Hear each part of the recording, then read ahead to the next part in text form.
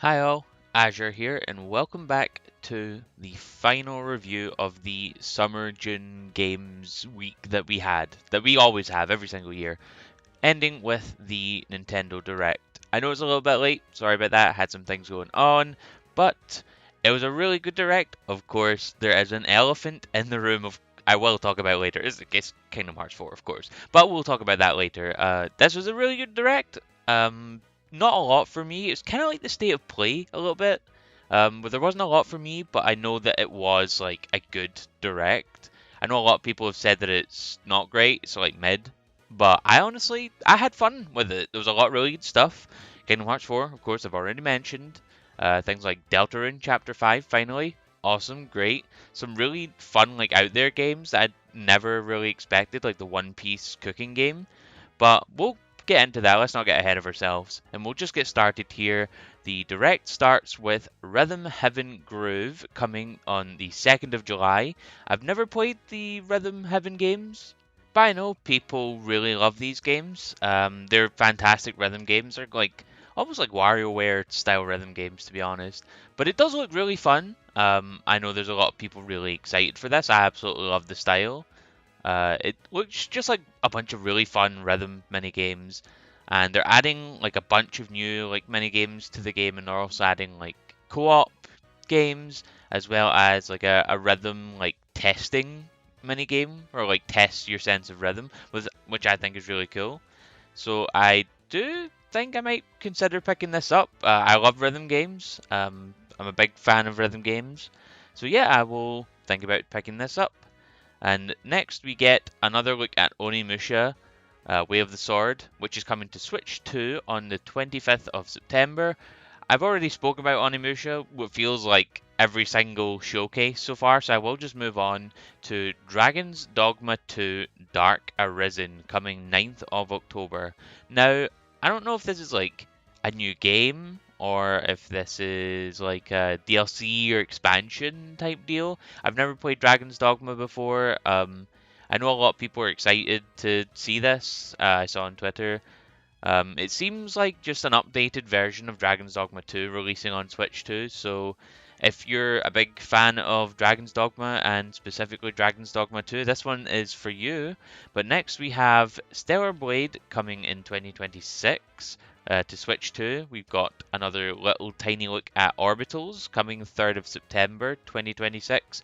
And we also have confirmation that Rayman Legends Retold is coming to Switch 2 on the 1st of October. So that's really cool to see. And next we have Big Walk coming 4th of August 2026. I'm really looking forward to this. It's another one of those quote unquote friend swap games, but I think it looks really fun. I've really been looking forward to Big Walk for a long time, and so have my friends. My friends have really been looking forward to it, so I'm definitely going to see if I can get together with them and play this game because it looks really fun. Like there's like a bunch of little puzzles in the game. You get to just have a walk around. It just feels like such a quaint experience, and there's a lot to do here, so I do absolutely love it. I'm definitely going to give this a shot. Yeah, I can't wait for it. Next we have One Piece Grand Gourmet coming the 23rd of October 2026. This came out of nowhere. I was not expecting this game. This is like a Sanji cooking management sim type of game. It looks really cool. It's a very nice like pixel style.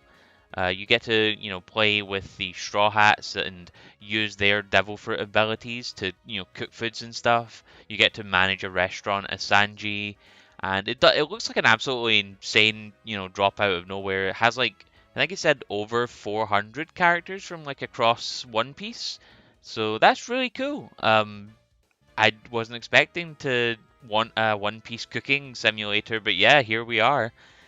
Next we have a Pokemon Pokopia update where now you can go underwater, which is pretty cool. I've not played Pokemon Pokopia. I know people absolutely love this game, and I absolutely love the look of it too. I do genuinely want to get it, but I don't have a Switch 2 yet, so that's the only reason why I haven't got one yet. And they announced that this is coming the day of the Direct, so it's already out by now. And they also announced that there is a paid expansion pass coming in August, starting with Bubbly Basin. So that's really cool. More content for Pokopia players. I definitely would really look forward to this if I could play Pokopia right now. And next we have a pretty big one. We have Fire Emblem Fortune's Weave coming September 17th, 2026. Another game to add to that big, massive block of games coming in September that are too scared to fight GTA 6. But yes, this is another look at Fortune's Weave. I've never played a Fire Emblem game before. I've always thought that the tactical gameplay looks very interesting, and the game finally has a release date now, but that's something to look forward to for Fire Emblem fans. I know one of my friends specifically is really looking forward for this, and they're actually going to let me borrow a copy of Three Houses, so I'm going to get to try Fire Emblem before Fortune's Weave comes out, hopefully, because this looks like it's very much based on Three Houses. I obviously don't know any of the lore, but I recognize one character from the trailers that's in Three Houses, so I guess it's connected in some way. But yeah, look forward to Fortune's Weave. It does look like it's going to be a pretty big game. Next, we have Ninjala 2, The Uncharted Planet, coming spring 2027. Never played the first Ninjala. This game is apparently the first of two parts, so that's interesting, I guess. Some of the stuff looks cool, like the stuff with the gum looks cool. But yeah, if you played the first Ninjala, look forward to the sequel coming 2027. They then also announced that there is a DK challenge which is coming to Donkey Kong Bonanza, which was coming the day of the Direct. They also announced that they're doing like a 40th anniversary collab with Mario, which is, really cool. So if you still like playing Bonanza and you're looking for more content, there's some more content coming, or well, has already come out by the time of this video. Next, we have Jujutsu Kaisen Rumble Survivathon coming 2026. Yeah, it's a it's a Jujutsu Kaisen Vampire Survivors game. Basically, it's made by the same guys that made Vampire Survivors. So if you're into JJK, this one is for you, I guess. You're gonna have to wait for a arena fighter or just a fighter in general for a little bit longer, I guess. Next, we have some more quickfire ones. We have Lords of the Fallen 2 coming autumn 2026. We have Lies of P Complete Edition coming the 6th of August. And we have Devil May Cry 5 Devil Hunter Edition coming the 23rd of June, so next week when this video comes out. Then we have Muramasa Revenant Blades coming 2027. I've never heard of this series before, but I did see a lot of buzz about this game on Twitter, so that's super interesting. It's a new Muramasa game. Apparently it's like a pretty big deal that it's coming to Nintendo. So I don't know anything about that, but if you are into the Muramasa series, then look forward for this one. They then announced that Xenoblades 1, 2, and 3 will be getting Nintendo Switch 2 editions, coming the date of the Direct for Xenoblade 1, the 30th of July for Xenoblade 2, and the 3rd of December for Xenoblade 3. So that's a pretty big deal. They announced that there's a bunch of new enhancements and additions coming to each game. So that's really cool. It's nice to see that it's not just like a straight port of each game or like a straight remaster of each game for the Switch 2, and they're actually adding more content to the game. That's really cool to see from Monolith. But speaking of Monolith, that leads us directly into our next announcement, which is massive. It is Xenoblade Genesis coming 2027, the next game in the Xenoblade series. Yeah, this is awesome. I am a massive fan of Xenoblade. Xenoblade 3 is one of my favorite games of all time. And yeah, this is just, it looks like another stunning game from Monolith Soft here. This seems to be some kind of prequel in between game. It's kind of hard to tell what this game is actually. It's not like they show any characters from any of the previous games, or even any concepts really, to be honest, because they're on like a ring world by the looks of it, just based off the way that the world kind of curves. It looks like they're on a ring world of some sort. But yeah, it looks pretty interesting. It looks like a standard Xenoblade game, the way that it moves through the world. But yeah, I can't wait for this game. I'm looking forward to seeing more for Xenoblade Genesis and seeing, where this takes place in the Xenoblade timeline and if it connects to the other games at all. But yeah, looking forward to it. Next we have Nintendo Switch Sports Resort coming the 22nd of October 2026. Here we have it. It's another new sports resort game, and it looks pretty cool. They've got, I think it said 22 games added to this. So that's really cool. I've always had a soft spot for, Nintendo sports games with Wii Sports and Wii Sports Resort. They're both really cool. They're, big parts of my childhood, having the Wii growing up. It does look pretty cool. It's sad to see that Miis aren't really as much a thing now as you can, have Miis in this game, but it's mainly these, other characters that they show. But this led to like a really uncomfortably long stretch of Koizumi showing off the thumb wrestling game, and it went on for way too long. It was like 5, maybe 10 minutes. It was kind of felt really uncomfortably long. But next we have just another round of quickfire announcements. We have RuneScape Dragon Wilds coming on the 15th of September. We have Hello Kitty Partyland coming the 29th of October. And we have, of course, Star Fox coming the 25th of June with a free demo, including a tutorial and one of the game's first stages. But that's really cool to see. Next, we have a really big surprise, actually. We have Final Fantasy Resonance coming the 22nd of October. This is a massive curveball. This is the first HD 2D Final Fantasy game. And pretty big, news here. It's a remake of Final Fantasy Brave Exvius, which was a mobile game. So that's now 2 games now that they've remade as from mobile games to console games. So they had Octopath Traveler Champions of the Continent, which became Octopath Zero, and done really well, apparently, done really well. And now we have Brave Exvius coming Final Fantasy Resonance.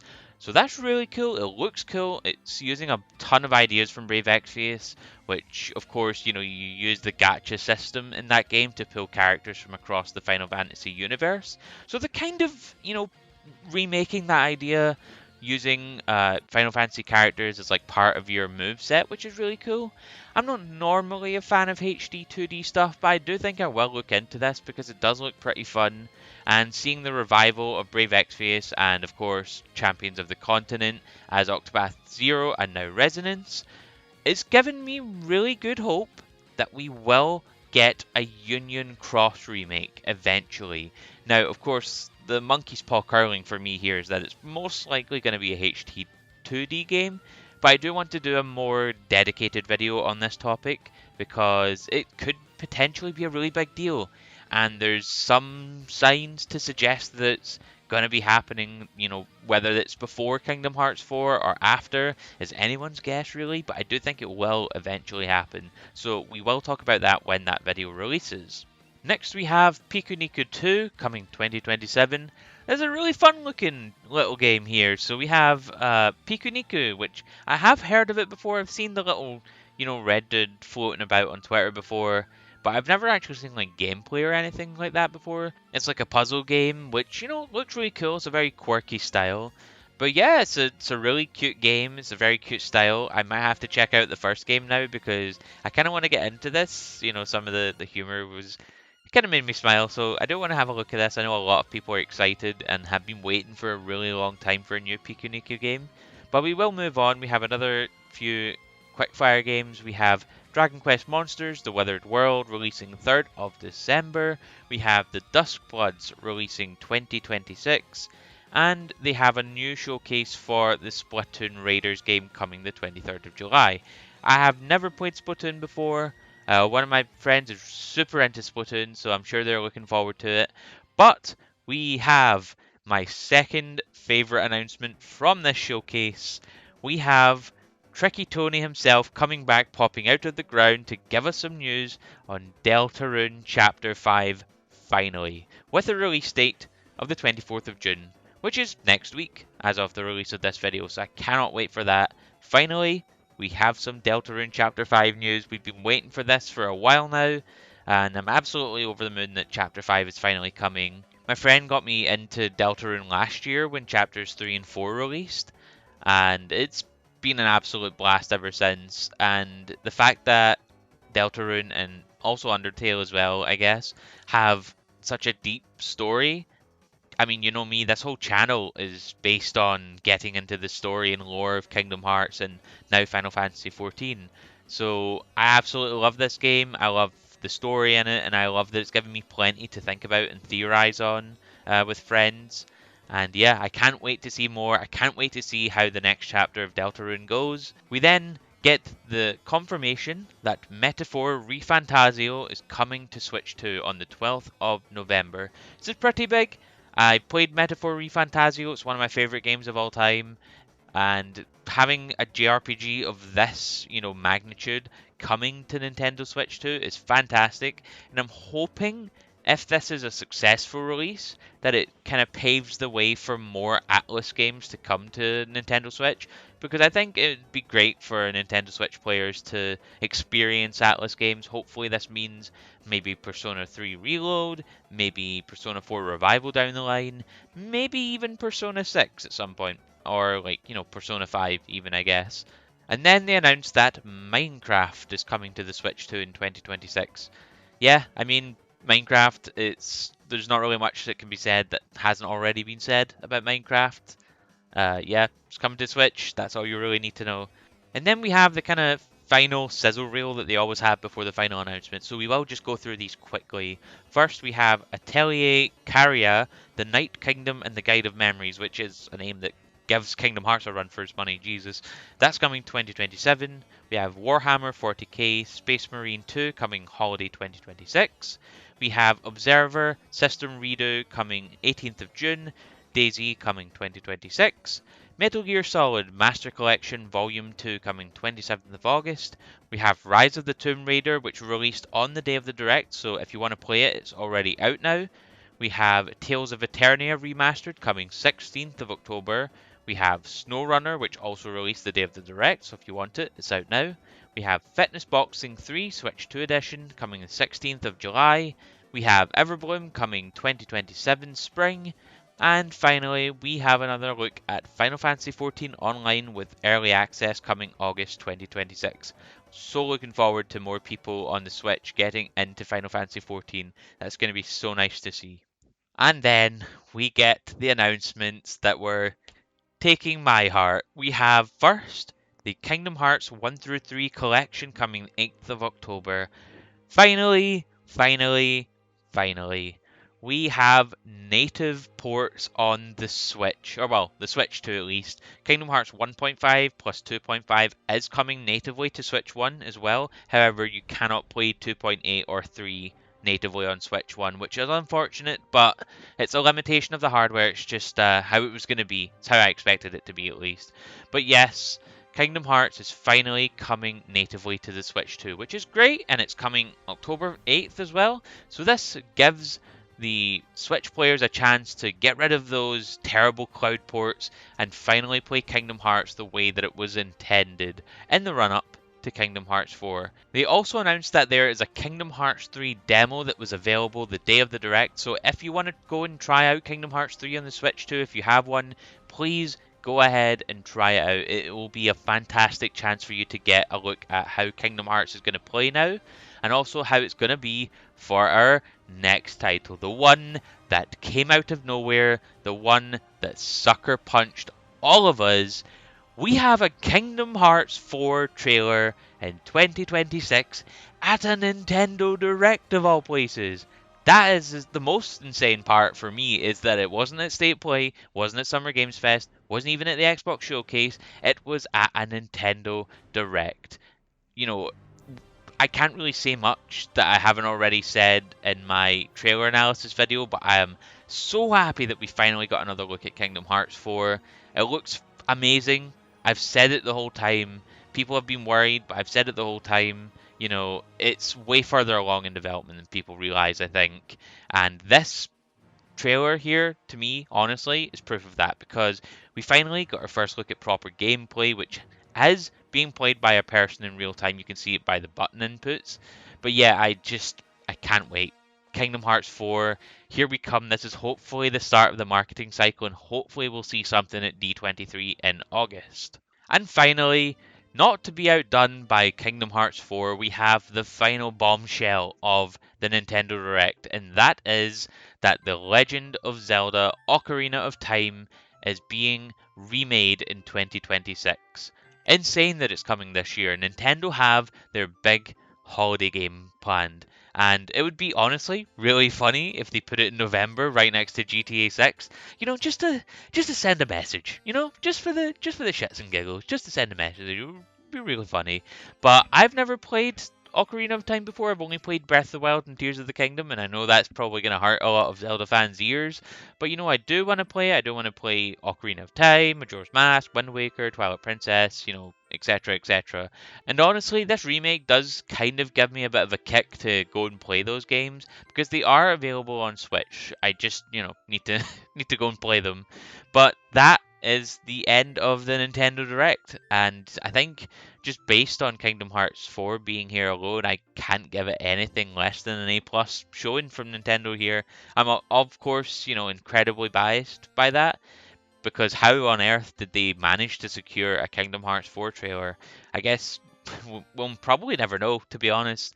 But let me know what you guys thought about this Nintendo Direct. Aside from Kingdom Hearts 4, because I know a lot of people will be loving that here, was there anything else you were looking for? Was there anything that was revealed that's got you raring to go? Let me know in the comments down below. Don't forget to like and subscribe as well. Goodbye for now, and may your heart be your guiding key.